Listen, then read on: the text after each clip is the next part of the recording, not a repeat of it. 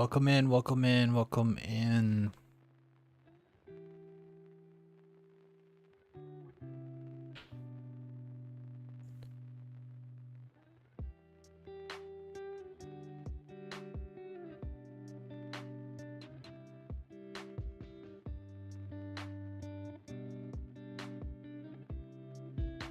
I think I got the mic set up finally exactly where it needs to be.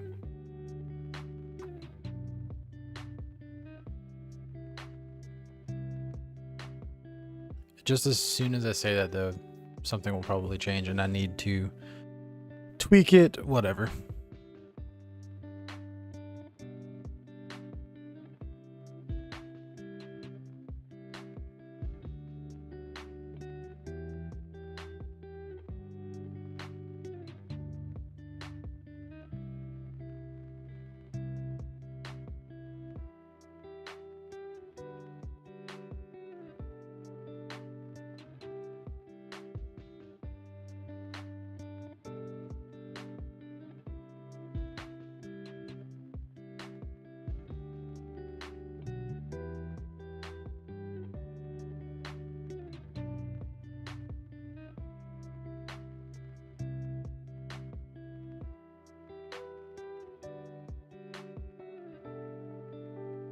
Starting a good bit later than I wanted to. Let's get into it.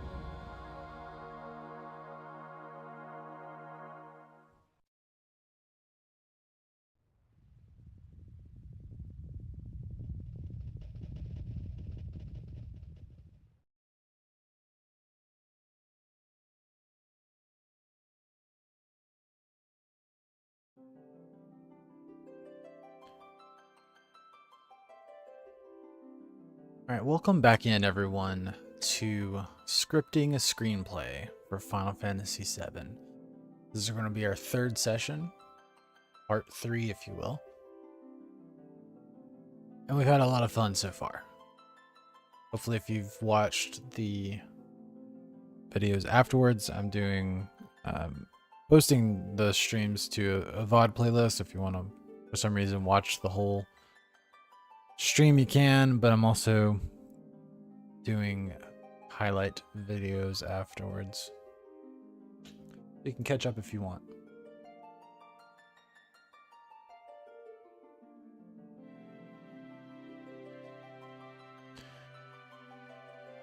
But if this is your first time, to give you a little bit of a breakdown, we are playing through Final Fantasy VII, OG, 1997 on Steam, through the 7th Heaven mod manager with some graphical mods.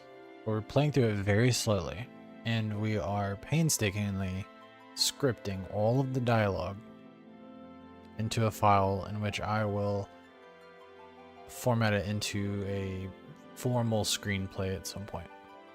So it's not going to be your typical Let's Play.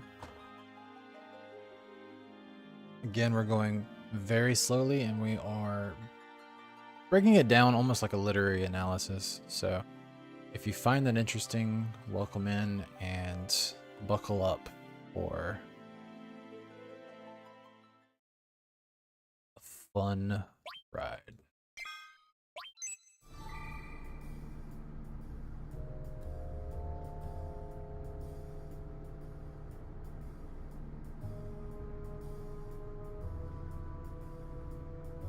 We have made it to the Sector 5 reactor. We survived the botched train sequence, and we are right outside the reactor. And before we get much further, since we actually have background music now, let me check our audio levels on the stream.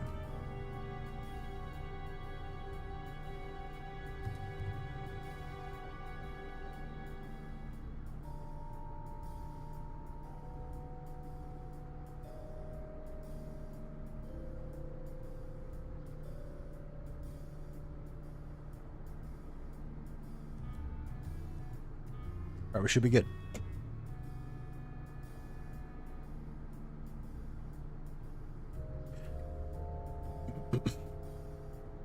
You may notice that I've made a slight adjustment to our notepad.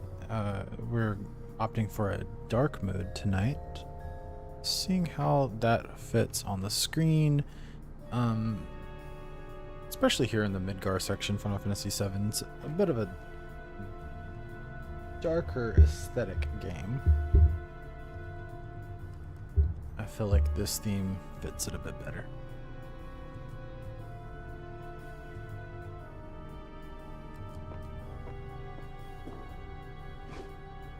Here we go. So this being a special kind of playthrough, want to remind everyone again, we are playing with no random encounters, and we're playing with invincibility. This is not a playthrough to show skill or to seek a challenge, but rather to absorb the story, analyze the writing, and most importantly, to catalog all of the dialogue. Right now we are focusing on the main plot, so we're not worried about catching dialogue or ambient NPCs, and I always forget every single session that I have to manually prompt no encounters. So we always get one of these. Fun.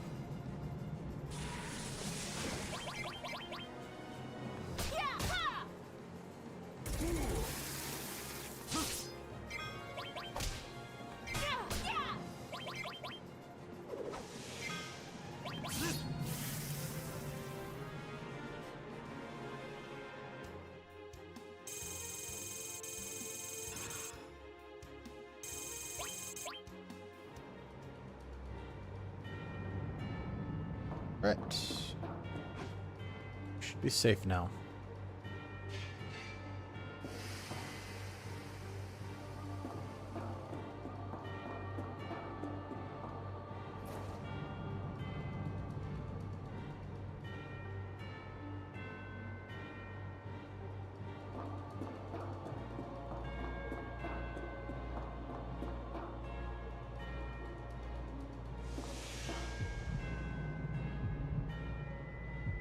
And we're back.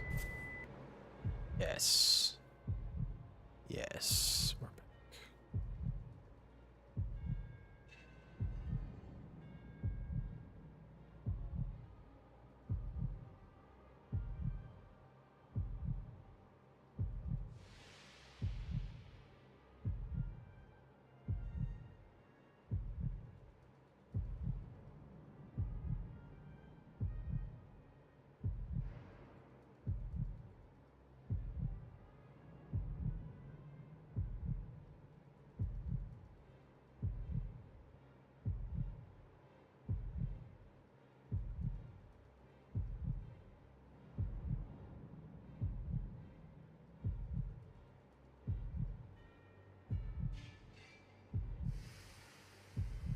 Papa?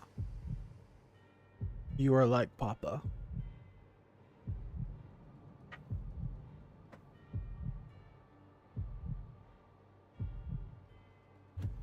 Sephiroth, you are also like Papa.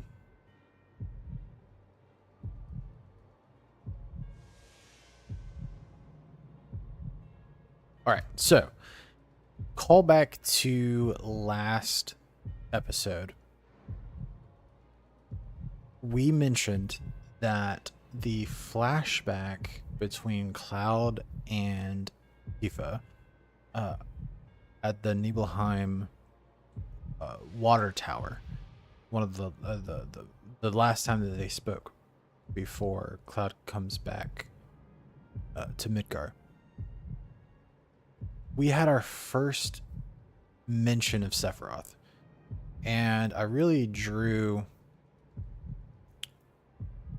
wanted to bring up the fact that Sephiroth's first impression in the original Final Fantasy VII, much different than our first impression of him in the remake. I think there are reasons for that are sort of beyond the scope of what we're doing right now, so I won't really worry about getting into that too much. But our first impression of Sephiroth in this game is a mention by a young boy who has obviously idolized Sephiroth's accomplishments and his, from Cloud's perspective, his heroics. He's a soldier first class, a hero to Cloud. And eventually we obviously will see, starting right now, that Sephiroth is going to wind up being a terrifying villain. But our first impression of him is as a hero and as someone who Cloud wants to emulate. And then within a couple of hours, we wind up in this situation here where yet again Cloud and Tifa are in a scene, in a flashback, even though we're gonna see that's a little complex there about Cloud and Tifa being in the scene together. But anyway, so now we have this inference that something is immediately off about Sephiroth. For people who have been playing this game for decades or for years, obviously we know Sephiroth is a villain, but for someone who would be playing this for the first time, a reader or a viewer of this for the first time, we immediately have these opposing viewpoints of Sephiroth, going from a idolized hero to what's going on. That's also the first time that we see Sephiroth's sword. So we immediately have this this juxtaposition to how we viewed this named character that we haven't seen yet, but we've only seen references to him. Did Sephiroth do this to you? There is obviously surprise in her voice, perhaps also a bit of denial's not really the right word, but she is aghast.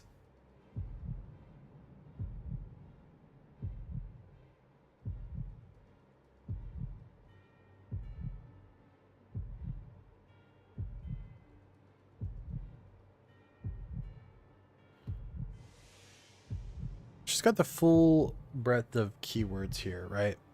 Sephiroth, soldier, Mako reactors, Shinra.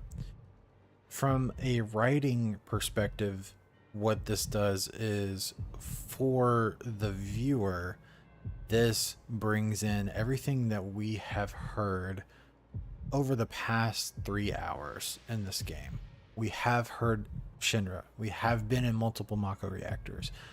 Cloud and Barrett have bantered about Soldier, and we've had a couple of inferences to Sephiroth.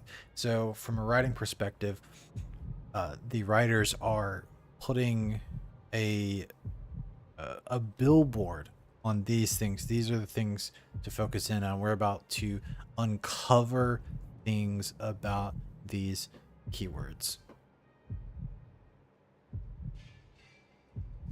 I hate them all. And Tifa sticks her flag in the ground, showing where she stands. grabbing Sephiroth's sword and back to the present.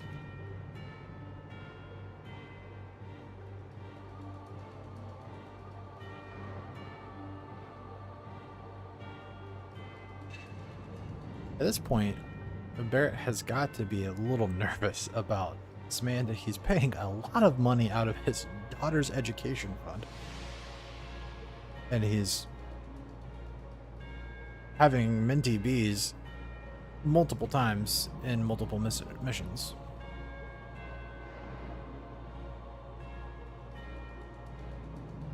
Steve has already been worried about Cloud, has already asked him multiple times how he is.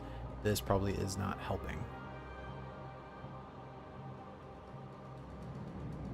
Cloud is saying Tifa's name in the present, but doesn't it feel like he's really speaking to a past Tifa because of what he just saw? And it's almost like she can sense that. She can sense that something, he's almost talking through her. Yep.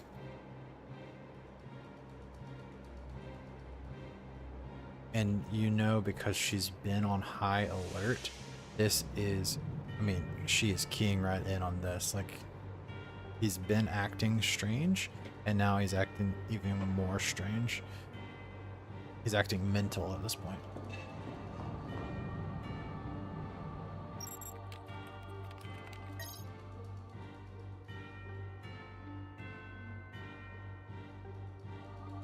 Set the bomb. We're off.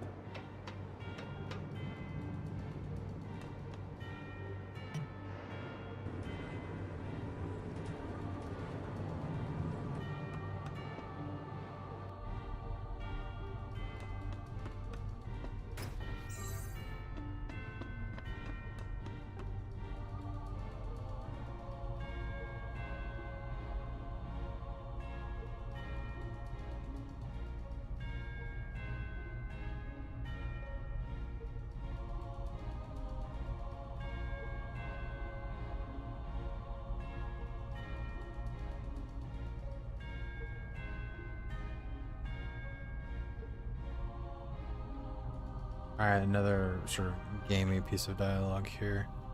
I've got to time this. I'm terrible at this. Oh, I did it on the first try. Oh, come on. Oh, really? 1, 2. 1, 2. 1, 2. Come on! 1, 1, 2. That's it. 1.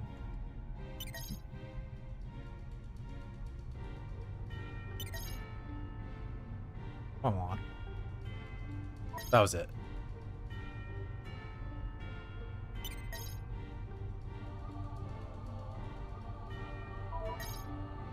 Just feel it. Come on, just feel it.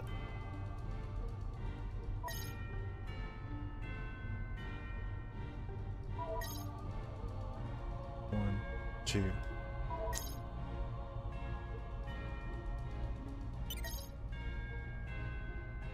One.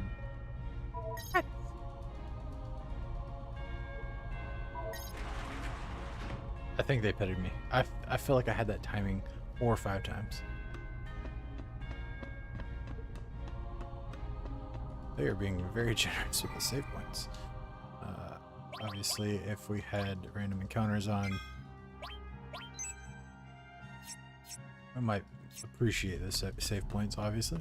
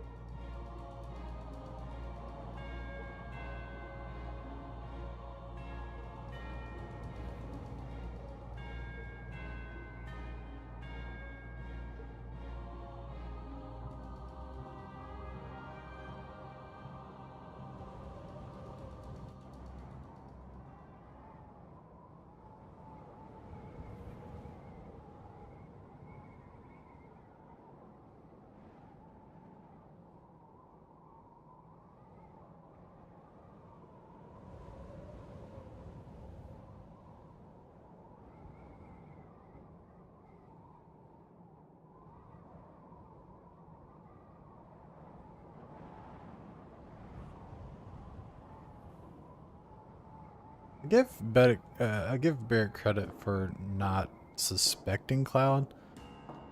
Because remember, he's already accused him a couple times of being like a Shinra lapdog.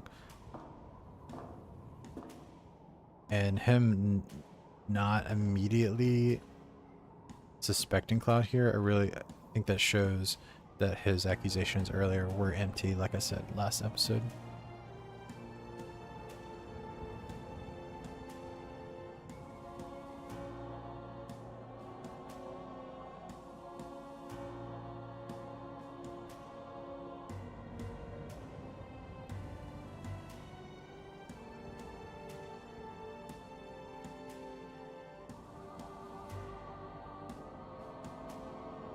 What was it? Avalanche.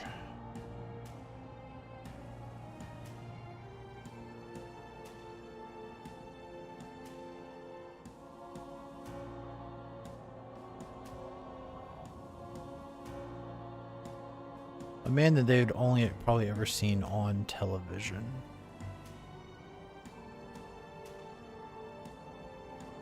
Except for Cloud.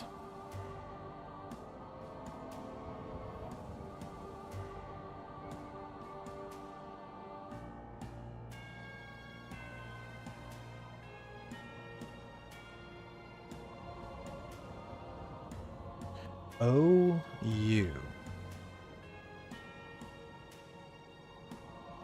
So,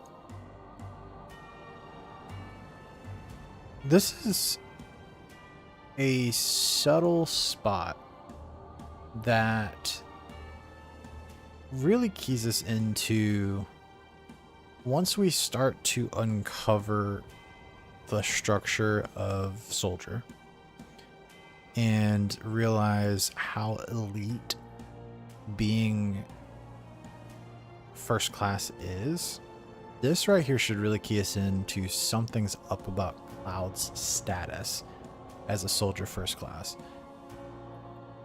Because again, we just saw the TV screen previously and the hideout that Shinra uses Soldier for his bidding. So a soldier first class, someone that elite, should not receive this response. Long time no see. Oh, you. Barely recognizing him, and then you.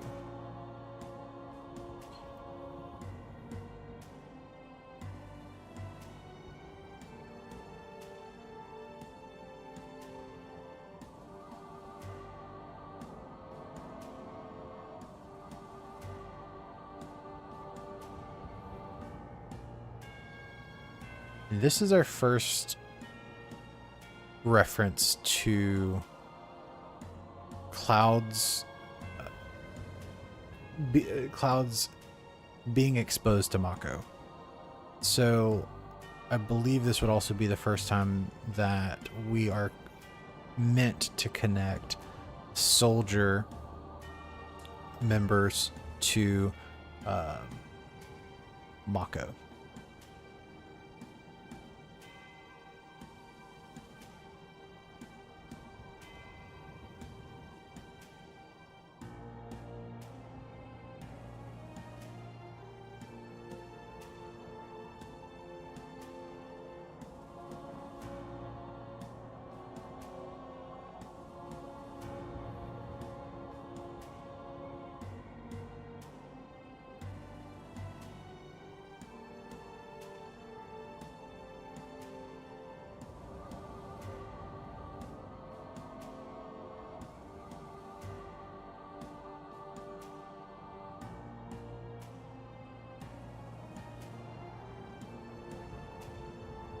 Continuing to peel back the layers of references towards Sephiroth, someone who is so iconic in video games, in fiction.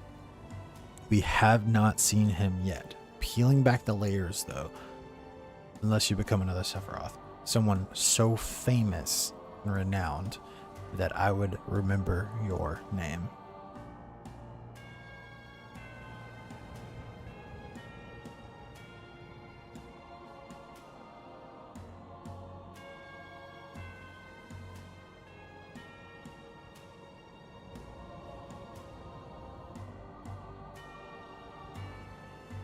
We also continue with these references to Sephiroth. We continue this idea of juxtaposition because we were shown Sephiroth, hero, idol. And then, did Sephiroth do this to you? I hate him. To now, even President Shinra is like, unless you become as famous as Sephiroth, you're not worth remembering. He was brilliant, but perhaps too brilliant. An immediate turn, an immediate negative following that positive.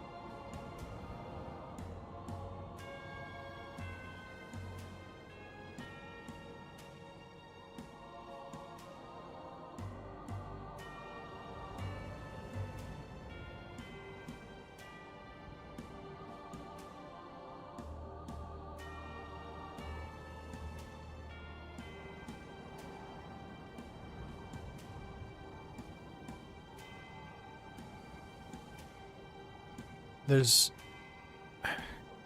kind of a poetry to Barrett's dialogue, and the all caps here highlight that. All capsing vermin over and over creates this rhythm. Vermin, that's all you can say. Vermin. Shinra are the vermin for killing the planet. Guess that'd make you the king vermin. Yeah.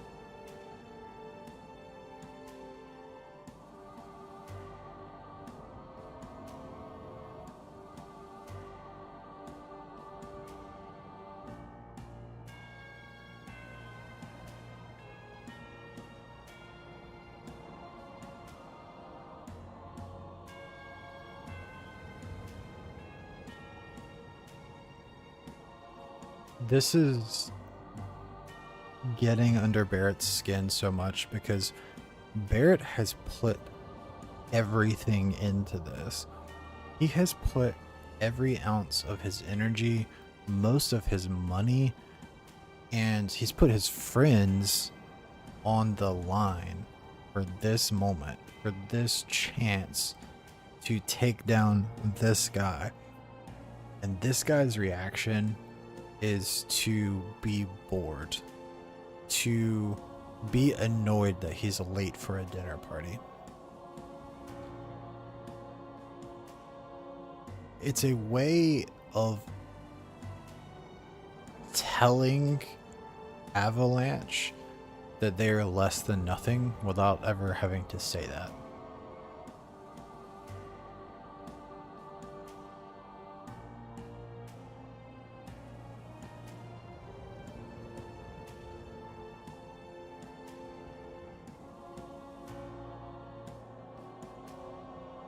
While it's not necessarily show don't tell, but it's like tell a different way, don't tell, if that makes sense.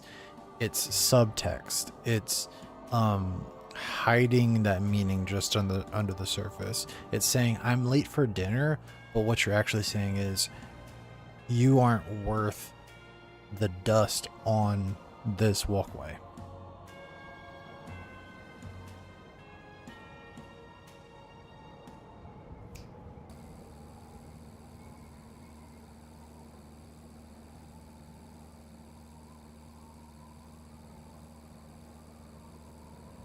That's the first time in this entire game that we've had a question mark come before the exclamation mark, which is what I prefer to do in my writing. And I've stumbled and fumbled over exclamation question, and they finally gave me what I like, and I fumbled that one too.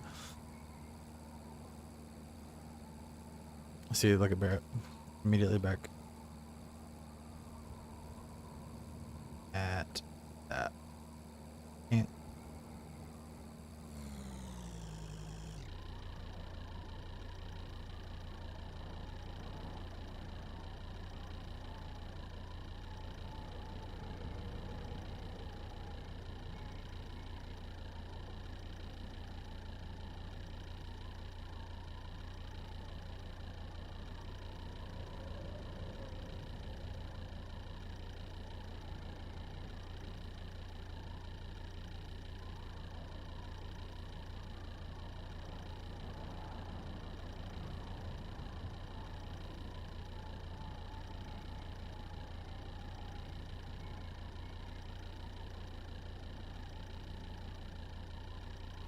That's the first reference to experiments that Shinra is doing. It will not be the last.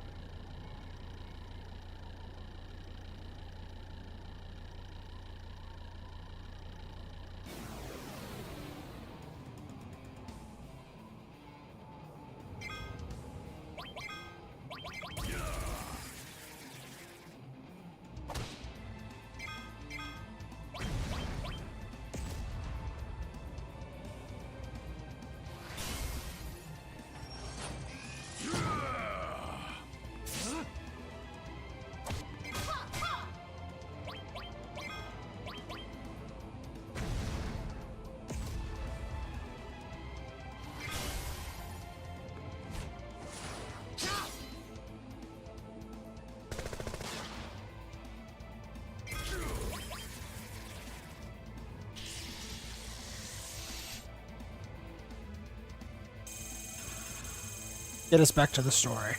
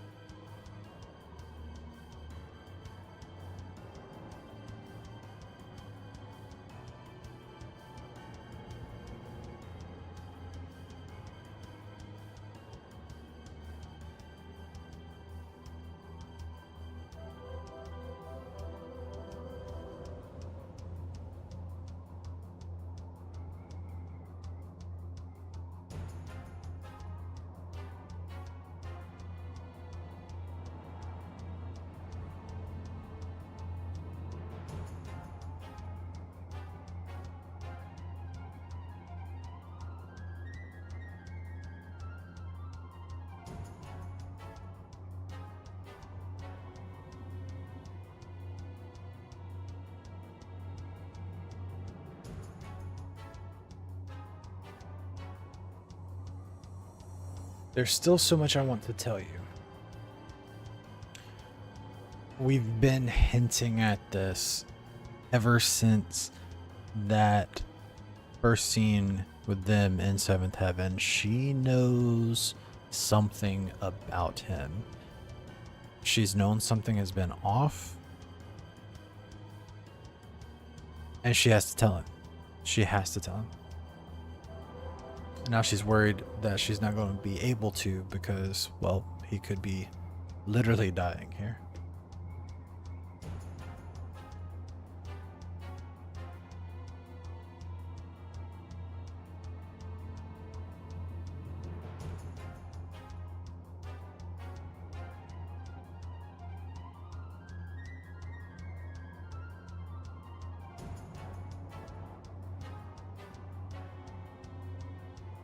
This is also the first time that they've used all right with it being a single word and not two separate words, which again is how I prefer.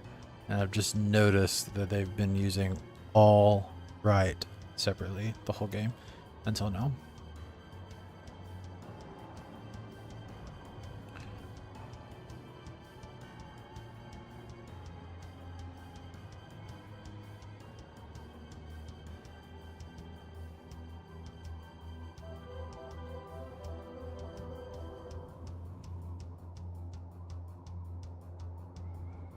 All right. I mentioned in the train car last night as Cloud was about to jump for us to remember what Barrett says. I believe if I put be strong, it will give the line to us that I'm wanting.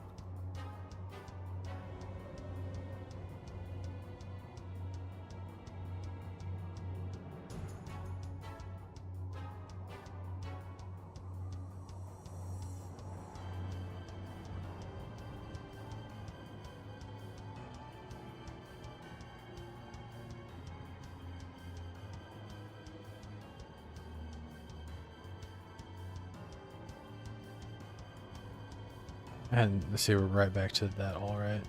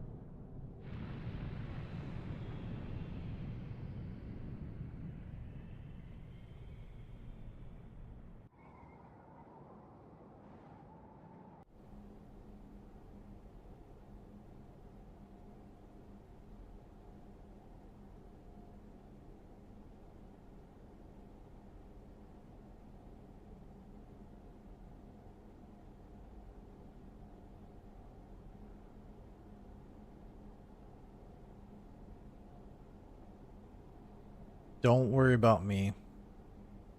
That's what Barrett said. And then Cloud said, in not so many words, don't worry about me.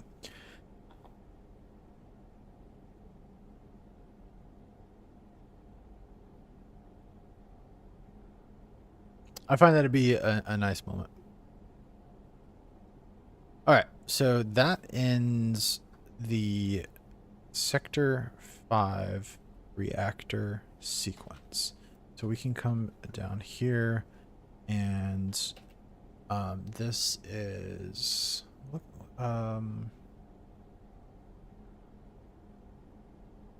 Sector 5 slums? Or should we just call it the church sequence, maybe?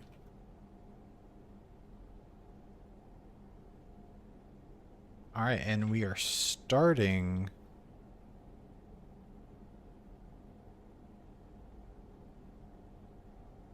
Okay, so we mentioned a little bit about the rise and fall of action that we have seen so far. We started high energy, and then when we finished the bombing run, then we had that lower energy character growth, character building scene in Seventh Heaven, back to the higher train car debacle, high energy, hectic, frantic.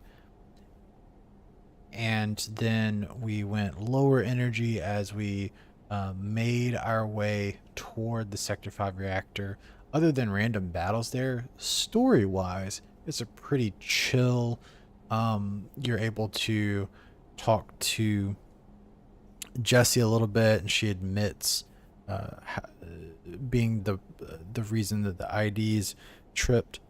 So that is a little bit lower energy, and then we immediately ratchet it up right there. President Shinra comes in. It's a trap. We're running for our lives. We have to fight that boss, and then Cloud falls. You can't get higher energy than that so far. And then a really cool moment here. He falls, and we fade to black for the very, very first time. And we've used the inner voice before at least once. I'm trying to remember if it's twice. No, we've only used it once. And that was to say, watch out. This isn't just a reactor. We have no clue what this inner voice is at this point. But we fade to black, and this is what we see. You all right.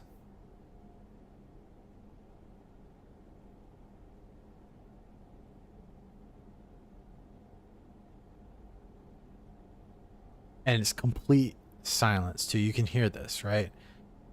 There's just such a cool story moment from the presentation perspective. I obviously love looking at the actual words that were chosen, but I also like to look at the presentation as well. How are we getting these words? What's the um what's the sensory environment in which we are receiving the words on the screen?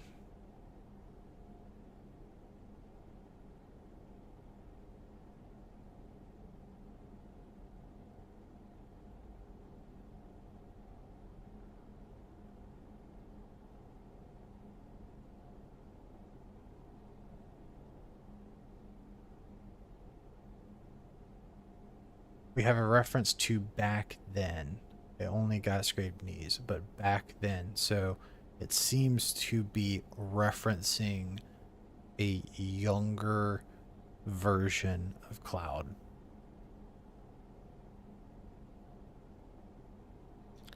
And Cloud isn't sure what that means.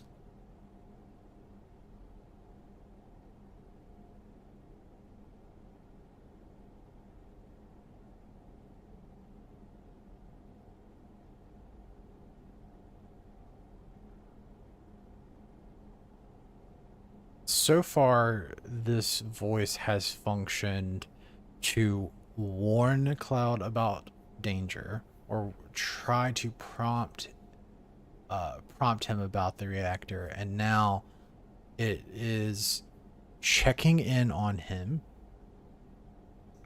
Are you all right? Can you get up?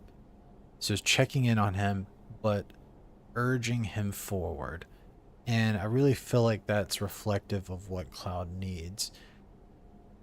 Where he is mentally, he really needs to be urged forward.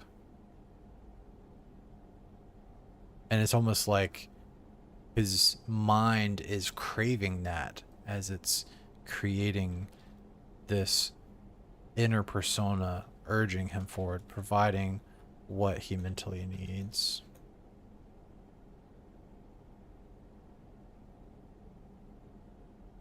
He repeats his question.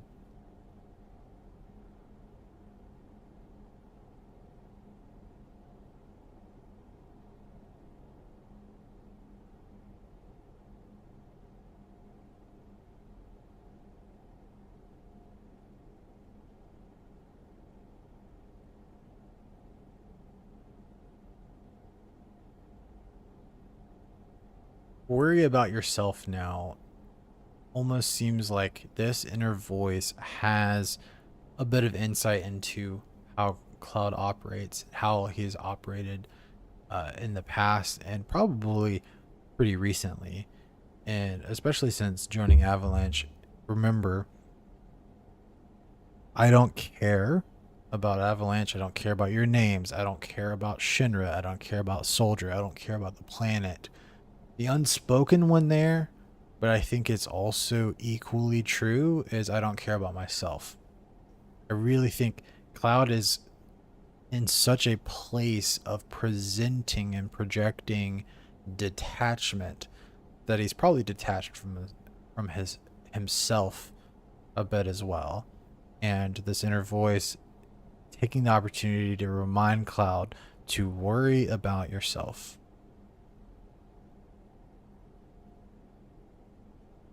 Which, as I'm playing this, I will be candid, is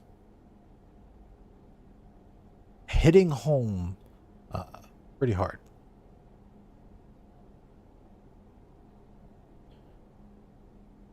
Now we have another voice here.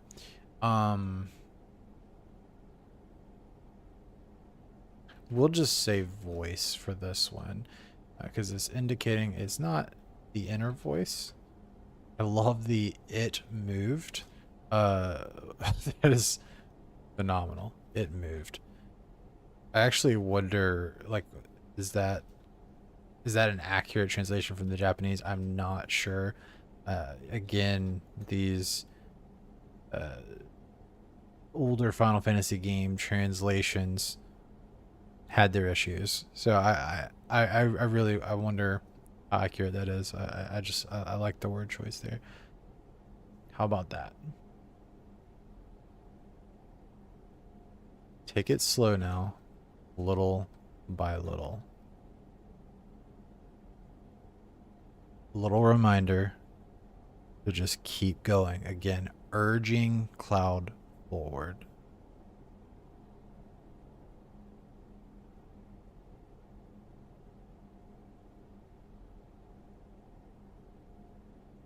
And again, all of this in complete silence. Why do I keep spelling hello with a W?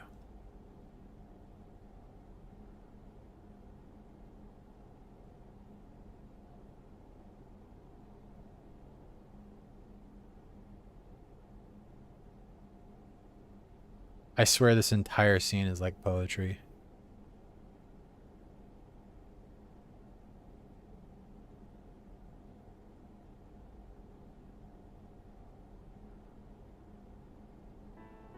And now we have music. And we have what just you could not think of a more juxtaposed setting for waking up in. Let's remember this entire game so far, we have seen trains, we have seen reactors with metal and Mako energy and steam. And even when we took the train back to Sector 7 and we're in the Sector 7 slums, it's called the slums for a reason. The buildings are run down, seventh heaven. While sure, maybe it's a successful business, I mean, it's not state of the art, right? I mean, these people are living lives where you're cobbling things together.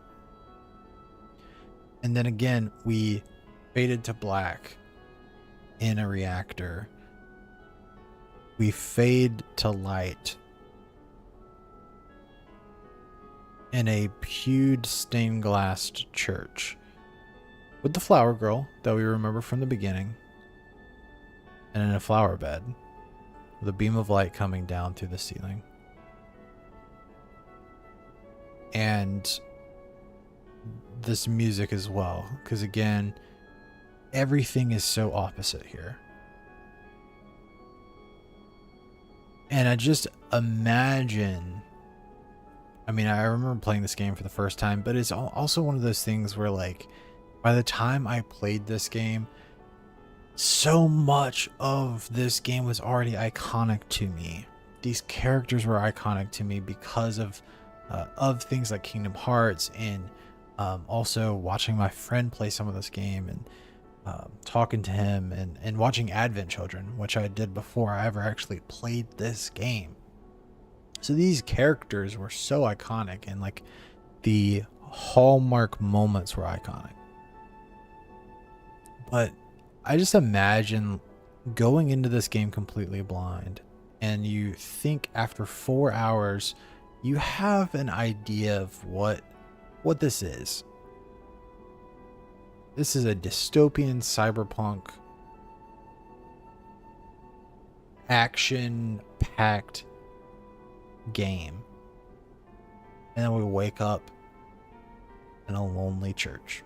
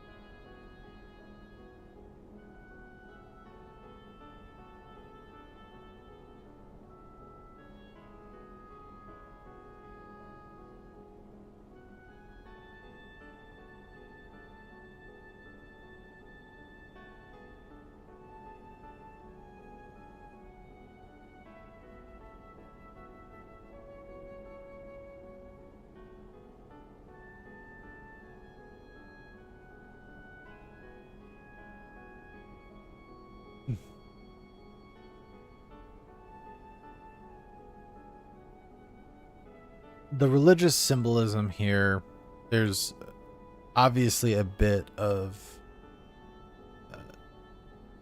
I mean, it obvious symbolism, right, with the church, but this line here, you fell from above, an interesting turn of phrase for a character who's our main protagonist, but falling from above, from at least, you know, Christian lore,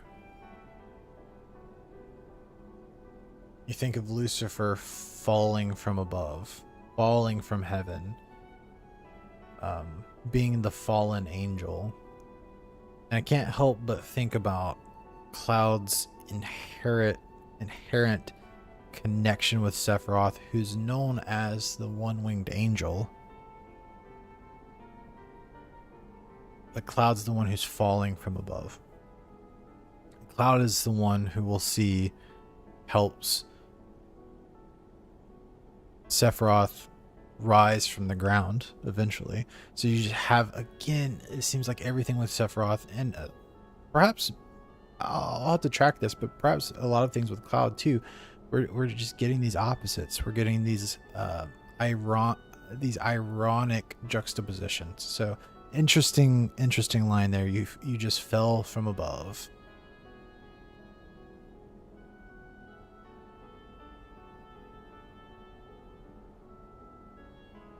Because I feel like that's a more natural way of saying something, right?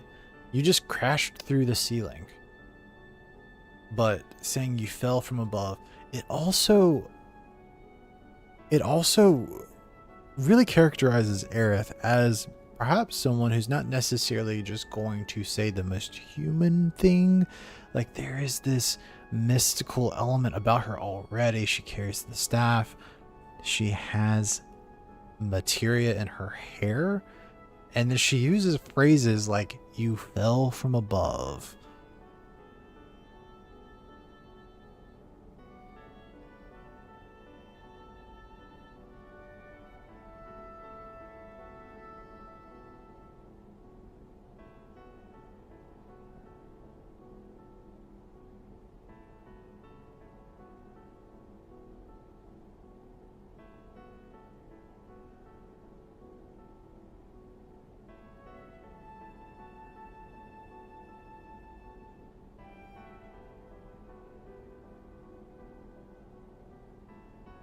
First time Cloud has apologized about anything in this game. And he had entire scenes with his childhood best friend.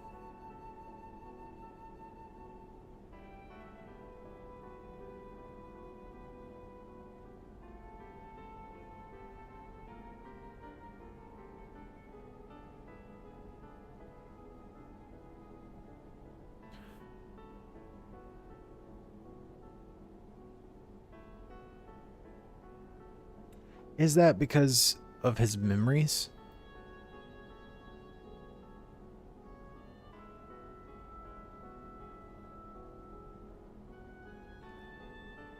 Like the memories of the persona in him are like connecting with Aerith's spirit in a way, right? And just like he has a different attitude here. Just or I mean, just maybe Cloud has at this point has just dropped the facade, but it's a different way to think about it. This is a sacred place. Again, she's using language that is mystical, otherworldly.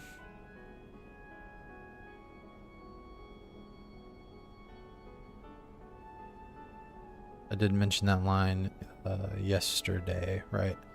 Grass and flowers can't grow in Midgar, but here they are.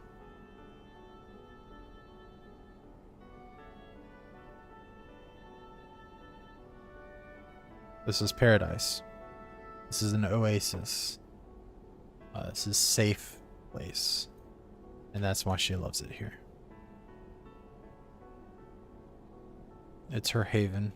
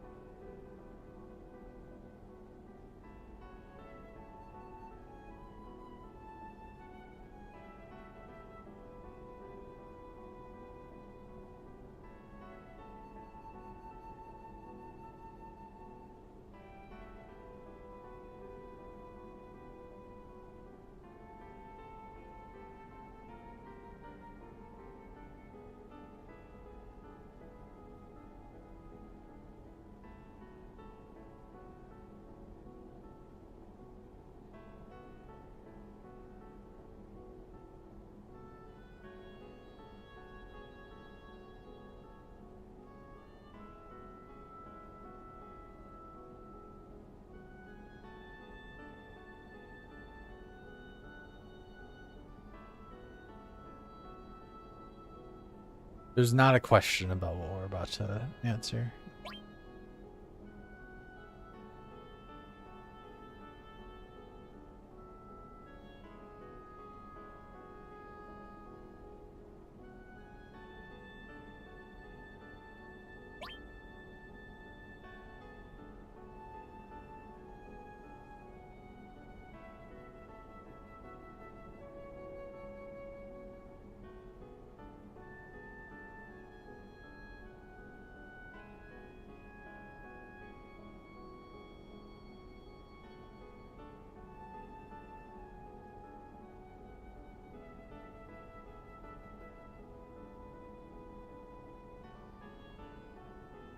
I honestly can't remember what the other option was, but for some reason I wanted to say you were the town drunk.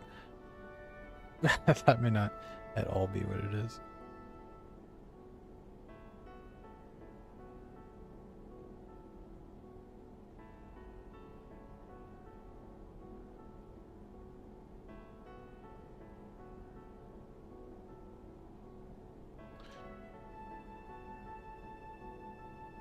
It was an accident, I promise. I promise it was an accident.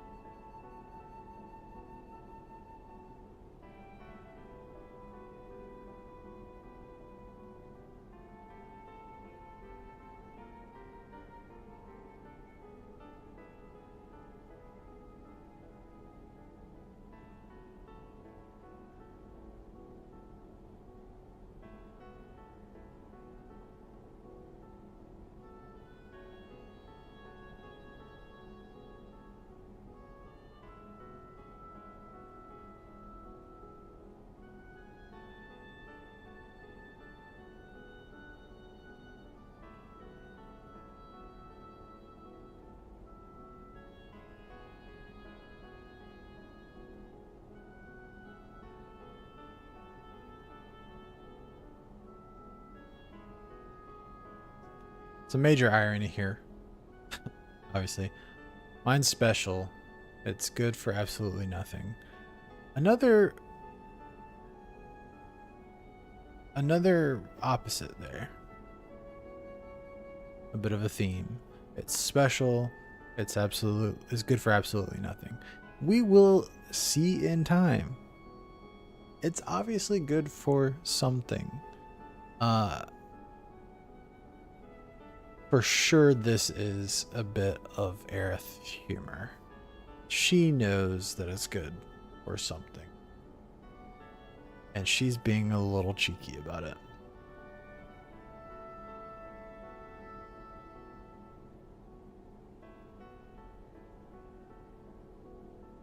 And Cloud's being a bit dense.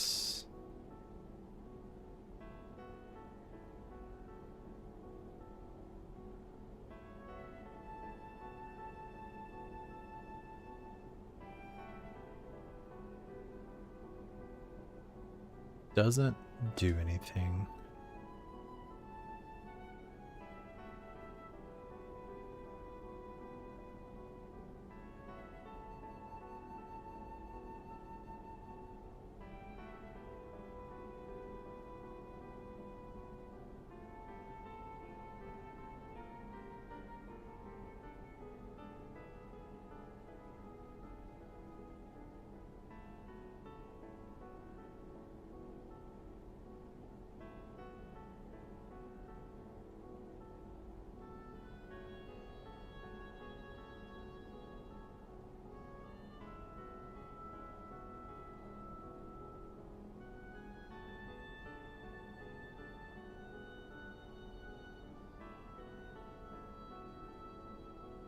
Cloud made his first apology in the entire game to this girl.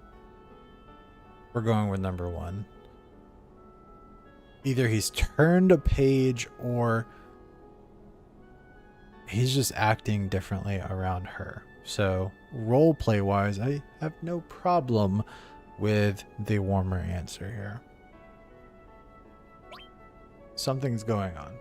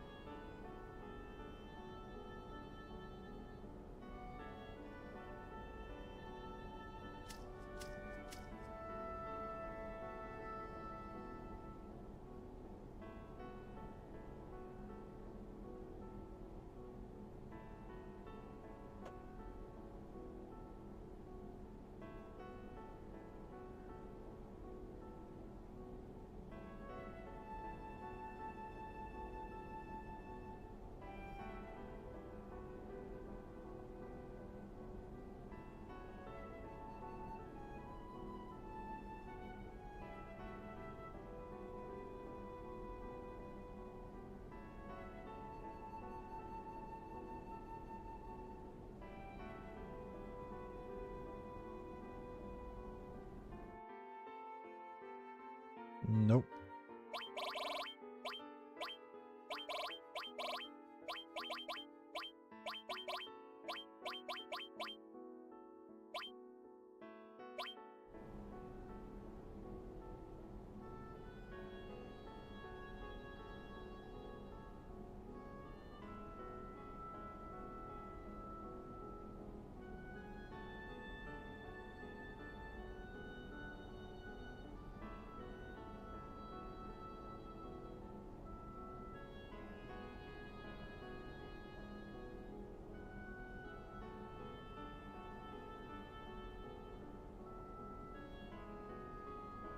Somebody's creeping back there.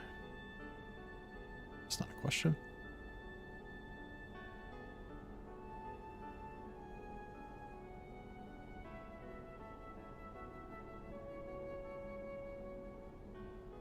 And a master of none cloud.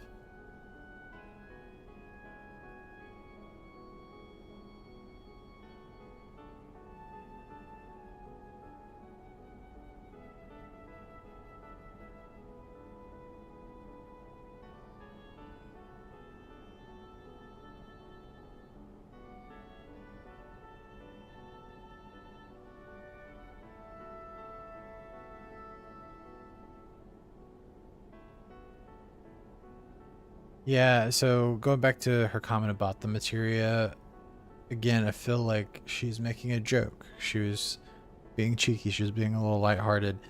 Cloud doesn't get it.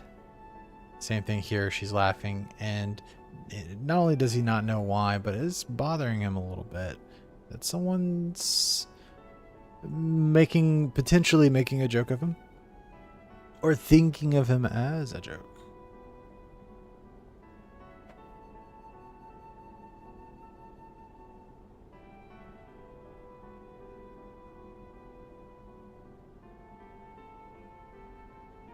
Well, I guess let's go confront this guy.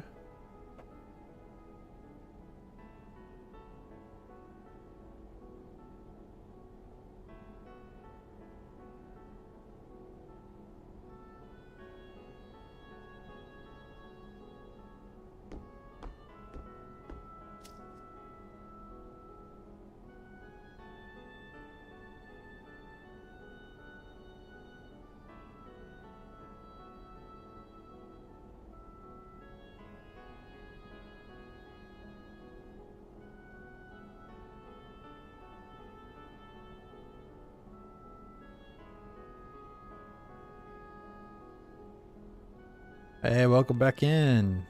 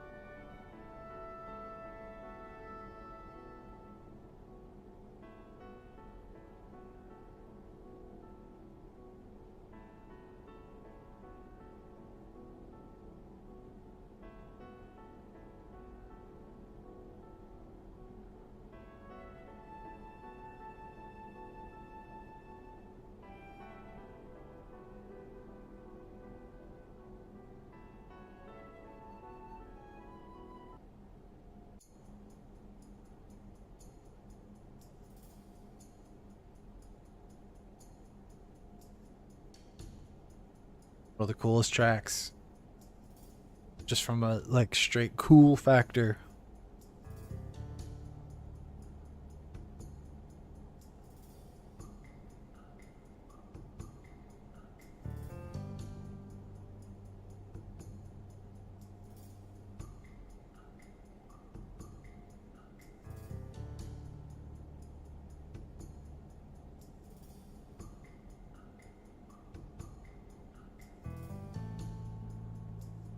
Okay, this right here is wild.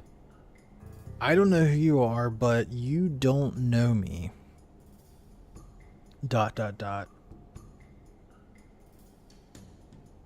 Inner voice. I know you. And I don't know, is the inner voice telling Cloud that the inner voice knows Cloud? Or is the inner voice telling the Turk that they know the Turk? It's absolutely wild. It's bonkers. And then we're getting a flash of Cloud's memory.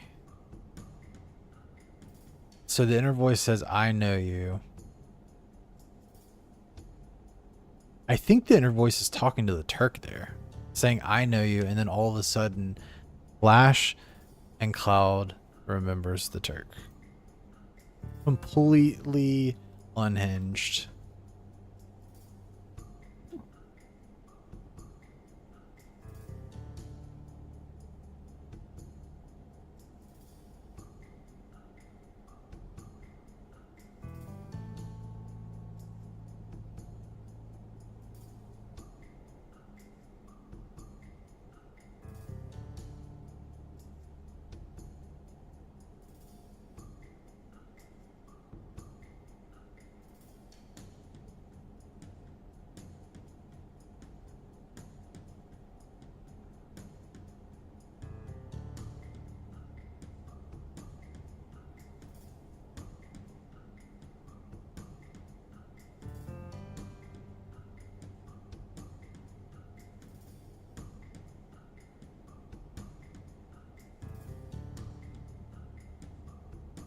Reno is named now.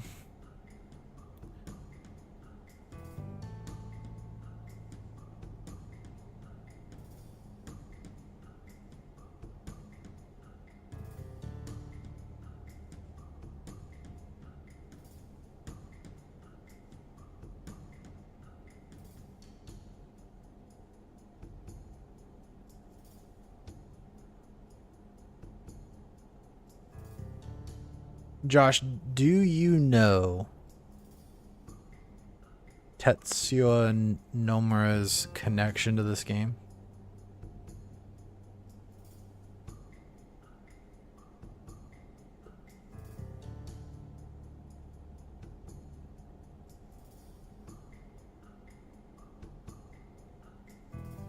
Way before creating Kingdom Hearts.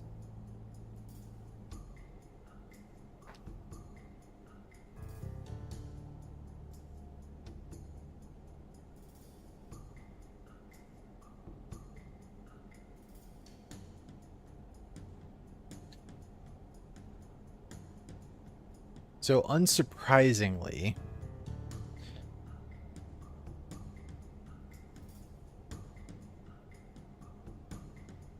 given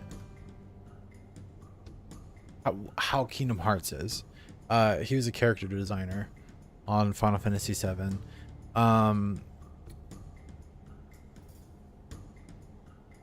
He got his actual initially he did stuff on Final Fantasy VI, the game before this, and then he was able to have a bigger role with 7. But he was let's see.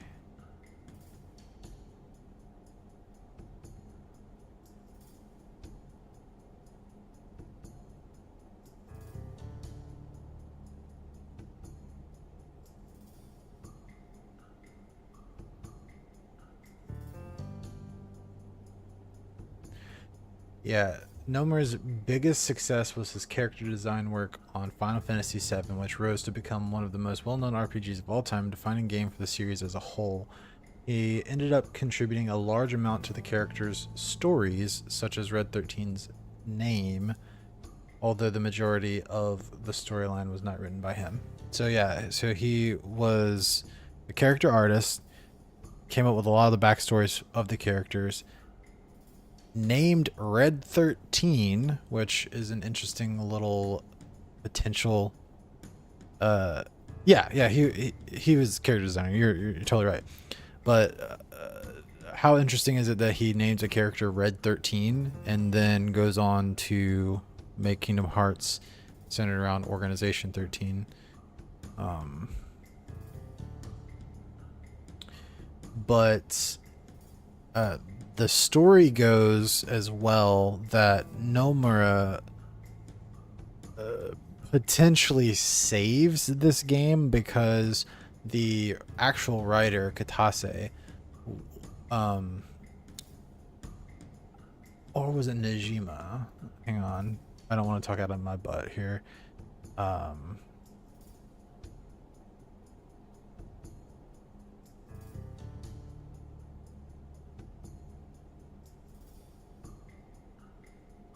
It was either Yoshinori Kitase or Nojima, one of the writers, wanted the game to end with all of the characters dying, and Nomura basically wouldn't let it happen. He's like, you cannot kill these characters, and so then the game ends and not all the characters die. So anyway, Final Fantasy VII is one of his like babies,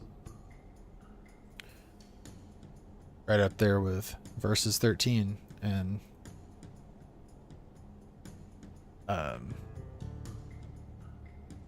what was the Rex character in PH3? I wanted to say Somnus Rex, but that's not right.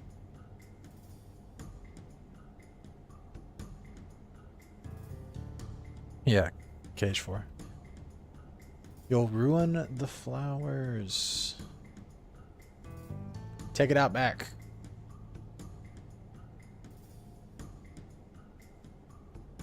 Versium Rex.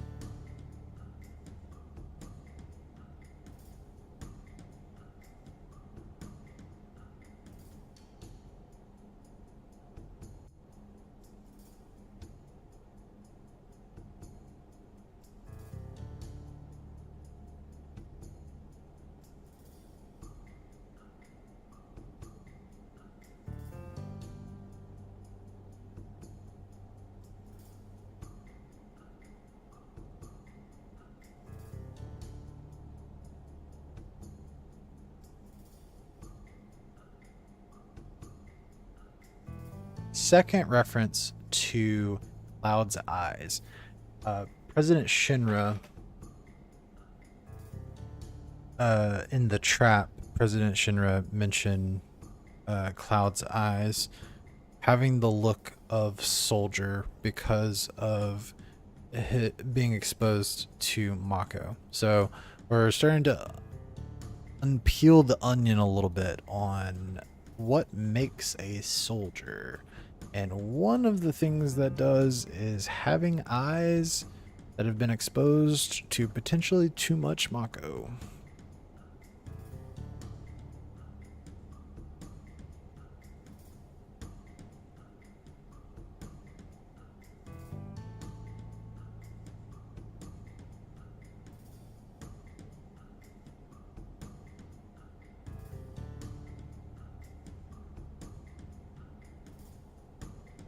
Interesting piece of characterization here from Reno. You'll notice he comes in to the church, and while Cloud and Aerith are talking, and he doesn't say anything for like 5 minutes. He's just standing there watching them. And then he approaches, and the Shinra soldiers ask if he wants them to take out Cloud, saying nothing about taking out Aerith. And then here he wants the soldiers to respect her wishes of not messing up the flowers, even though he accidentally does himself. But for someone who's working with Shinra, who we've been trained at this point to be like Shinra bad, Shinra is the antagonist, obviously. Well, we've got someone who's working with Shinra, And you think that they would just come in and just like be a boss, right? But there's a little bit of complexity there with like how he's treating Aerith. Don't step on the flowers. Oh no!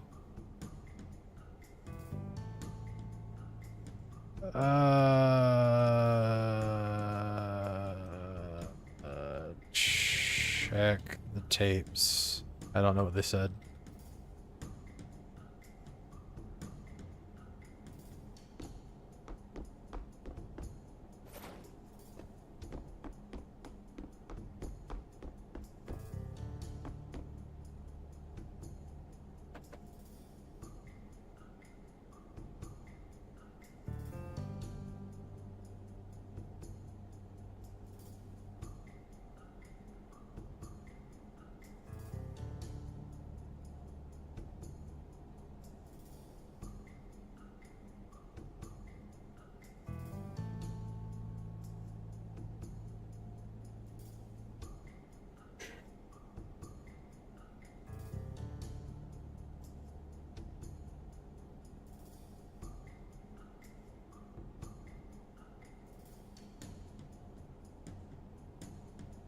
What should we do?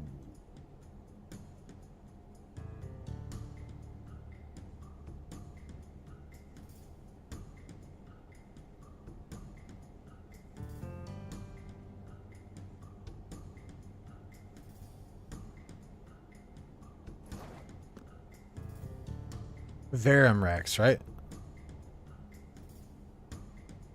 That feels right.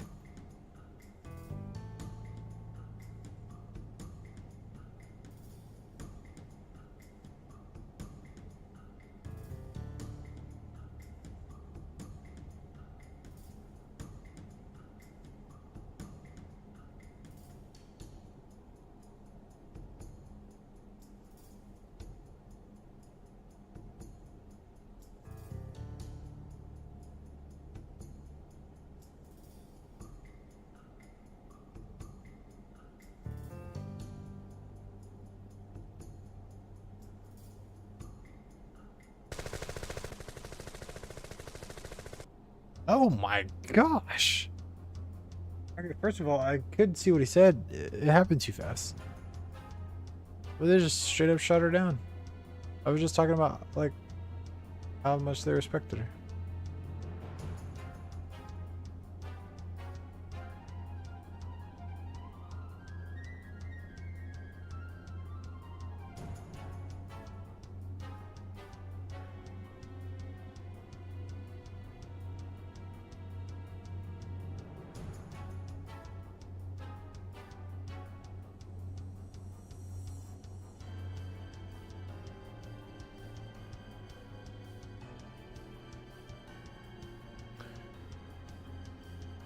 I'm gonna throw a challenge flag here.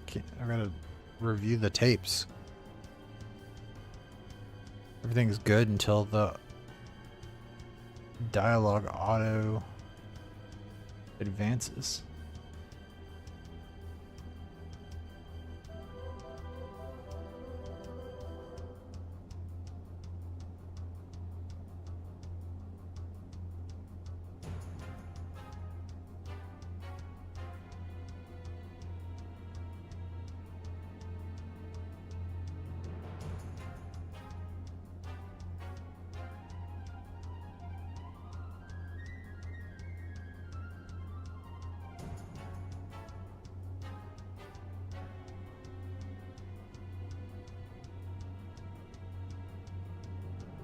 The ancient is getting away. Okay.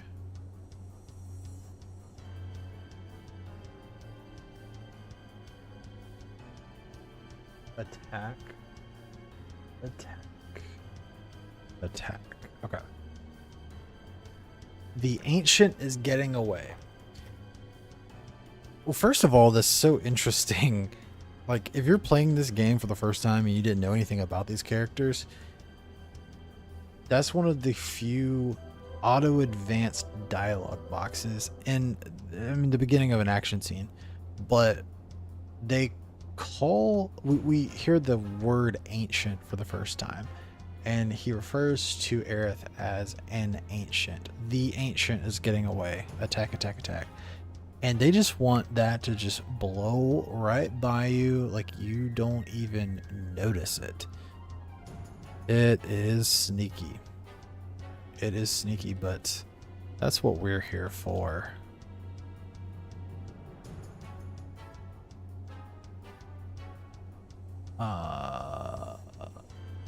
Yuck. She falls down. We just shot guns at her?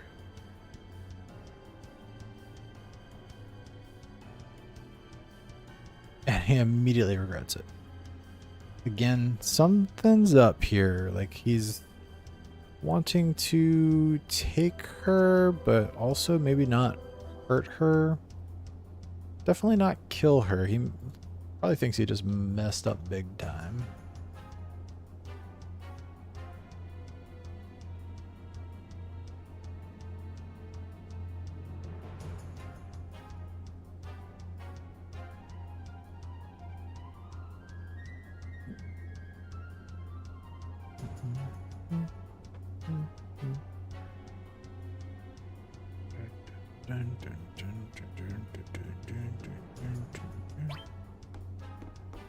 I can never remember like what the deal is here.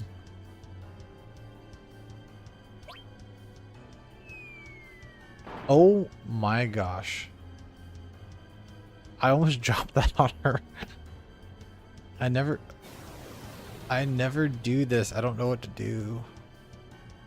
I always just tell her to run.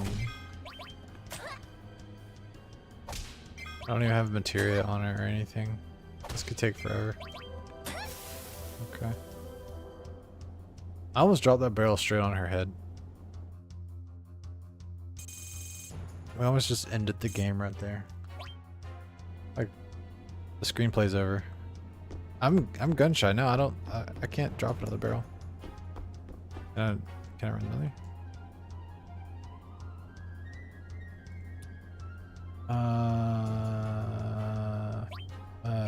Fight him. I feel like I'm ruining all of my date points.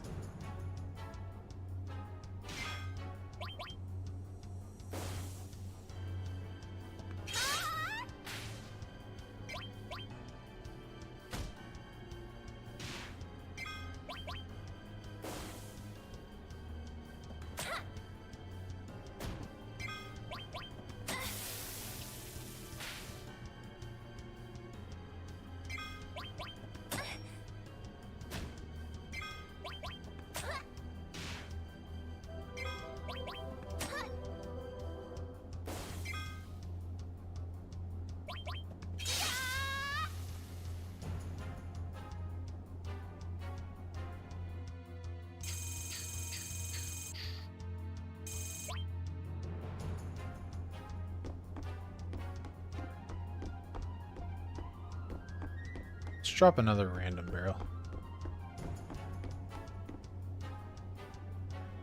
Okay, this one's definitely.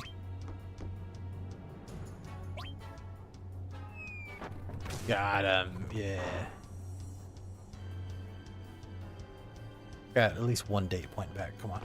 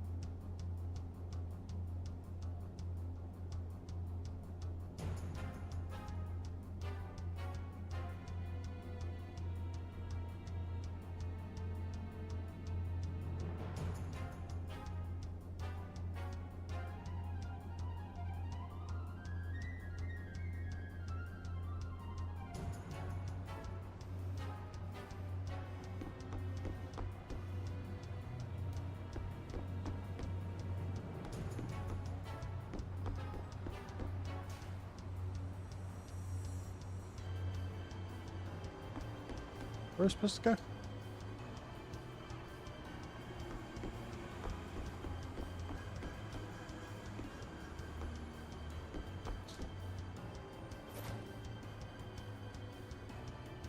And we're out.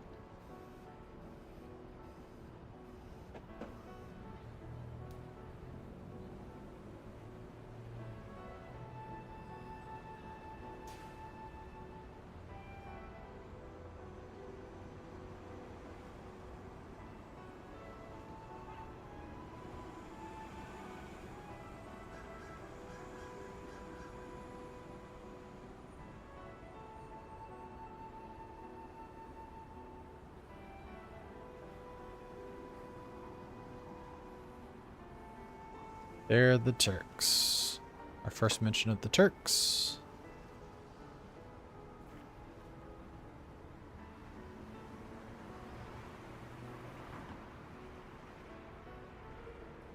The Turks are a Shinra organization.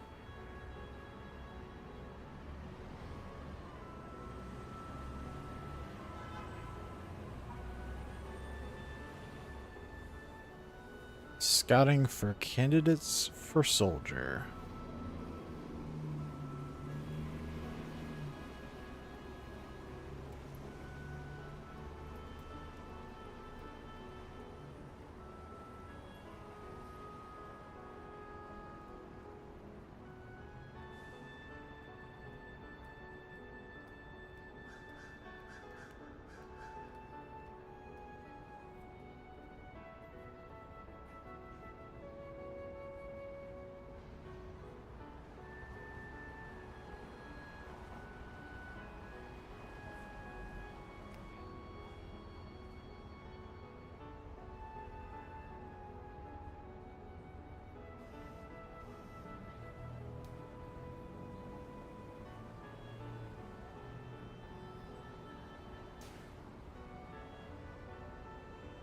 There must be a reason, right? Would it happen to be yelling out the ancient is getting away?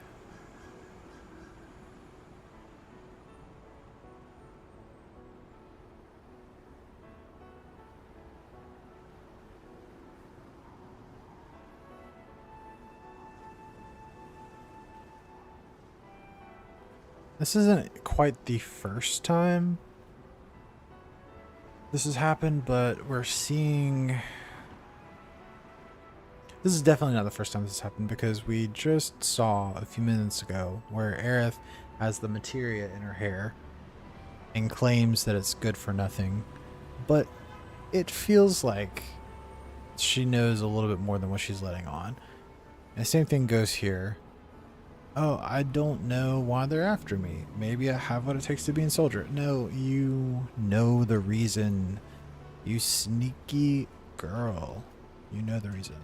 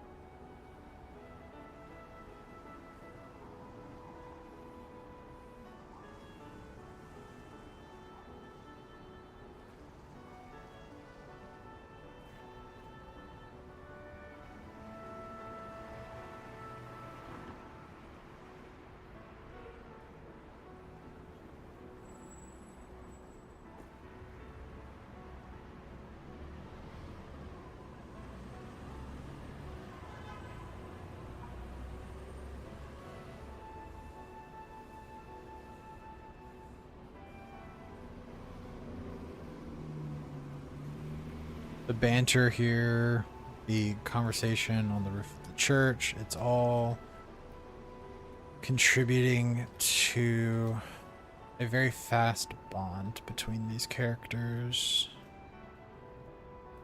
which they will use to their the writers will use to their advantage later.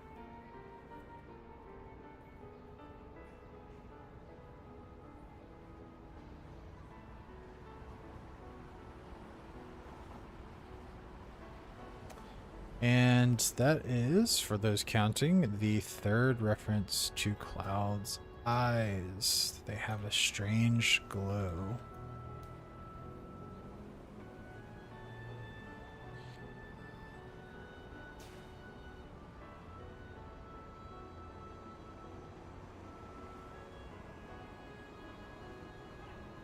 That's the sign of those who have been infused with Mako. So there's our first big explanation toward Soldier. We will find out things about Soldier later that are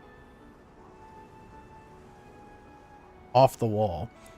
But that's the first little piece is soldiers are infused with Mako.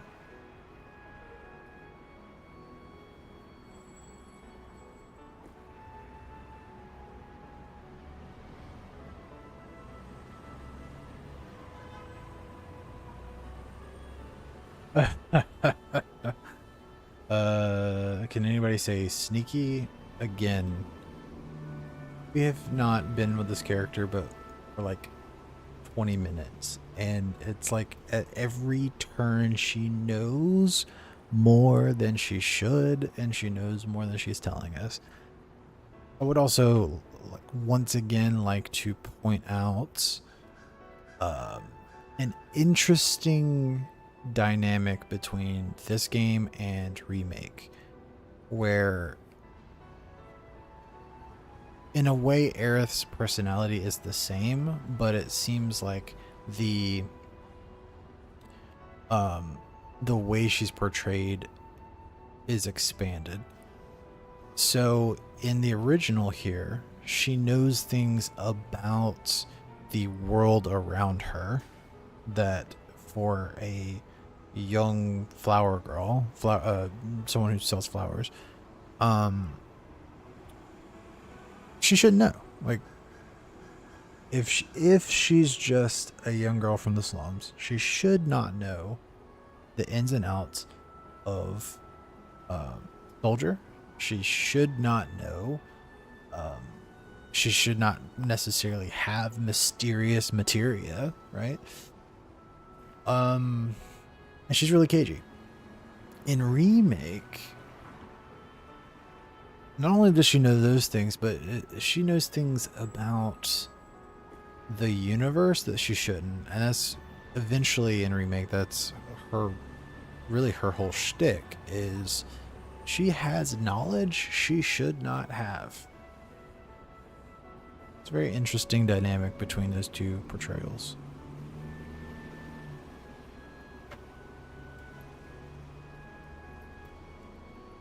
For once, I think Cloud is not being dense here. He, for the first time, can see through either... he hasn't seen through a joke yet, but he can see through her misdirection.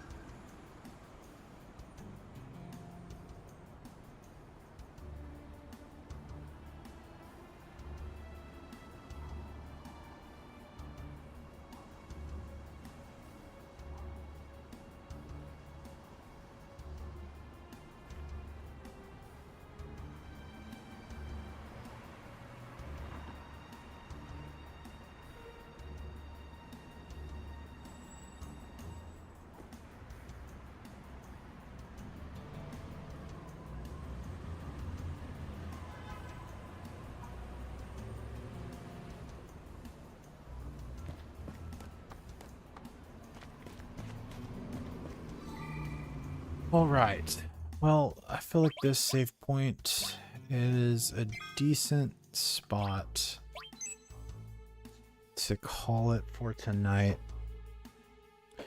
We finished the Sector 5 mission, which turned out to be a trap, where we were faced with President Shinra, and then Cloud falls to his fate, or as Aerith says, you fell from above. And he meets Aerith. So we'll pick up probably tomorrow night and continue forward. Let's check our word count.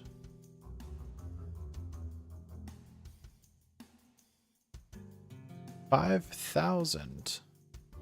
So we actually are a little bit more words tonight, which I'm a little surprised. 5,000 words total. Pretty good. All right. Josh, have a good night.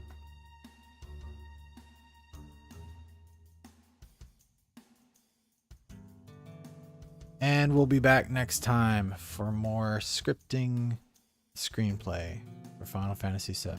Thanks for watching.